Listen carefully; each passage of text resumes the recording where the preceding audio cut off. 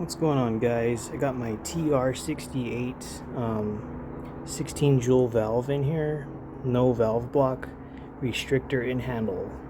I just want to see how these new balls I got from the Lambid Amazon store. They're PVC coated steel balls. They weigh 9.88 grams. The bore size is about 680. And so far they've been good. They've been working pretty good in the S2 and in my TR68. So I'm going to use these on the big CO2 tank using the MCS tank adapter. I've used this in previous videos. Typically with this setup, the way this is right now, this will hit about 20 to 23 joules, somewhere in there. The restrictor in here has been drilled out to 1 millimeter. Because I wanted to see if it did anything like more power when using a 12 gram CO2. Still inconclusive, because it all basically just depends on the temperature and stuff like that. So I'm going to air this up. I'm going to start turning this valve down, and you'll hear it air up like right now. And oh, check valve is now on. So yeah, now it's pressurized. So this has been sitting outside for 20 minutes or so. It's warm out here. It's about 88 degrees Fahrenheit, so maybe 28 Celsius. And yeah, I'm just gonna start shooting this, so I'll be right back. All right, you guys, I'm gonna do 10 shots, 2 magazines with the air pressure on. It's pressurized. And then I'll turn off my air valve or CO2 tank valve and shoot the rest of the air out with 3 extra mags. So here's the first shot. On the 12 gram, this hit 252, I think, was the highest it got on the 12 gram CO2 in warm weather conditions. 254. Sometimes there's a bump in power when I hook it up to a tank. 258. And sometimes it's almost the same as a 12 gram, but I get constant high power shots. 258. Constant because it's hooked up on a big tank with like an infinite reservoir of gas supplying to it. 258. So those are 9.88 grams, or almost 9.9, but I'll just do my calculations with 9.88. 260. So that's the first magazine. Switched out to the second mag and start firing. 260. 250. 258. 256.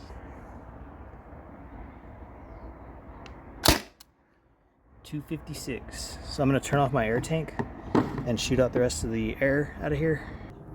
All right, you guys, I'm leaving all the balls in there just to see how durable they are in case they get hit by this. So the air or CO2 tank has been shut off, and this is just the residual pressure in the gas line and in the handle and the valve and stuff. 262. Probably going to start going lower. 254. 248. 240. 236.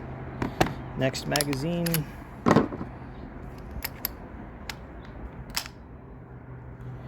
So next mag. 230. 222. 216. Got one falling down over here, rolled out of the box. 212. And last shot right here. 202. So I'll do one more magazine and I'll probably run out of gas. and that will be my entire 25 shots, because I only have 25 of these things because I just wanted to try them out. But I'll probably order more because they're actually doing pretty good. 190, 176, sounds like it's gonna die pretty soon. 166, 148, 144. I'm pretty sure that's all the rounds, so I'm just gonna dry fire 5.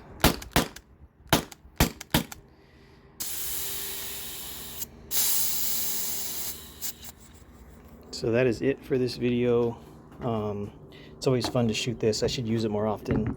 If I took the restrictor out, which is in the handle right now, if I take that out and I hook it up to a like a 950 output HPA tank or a 1050 output HPA tank, on the 950 I think it gets about 40 joules or so, maybe 45. On a 1050 HPA tank, it'll do like 45 to 52 depending on the weight of the ammo. And this is all stock, like firing pins, stock barrel. The only thing I've changed out is the valve.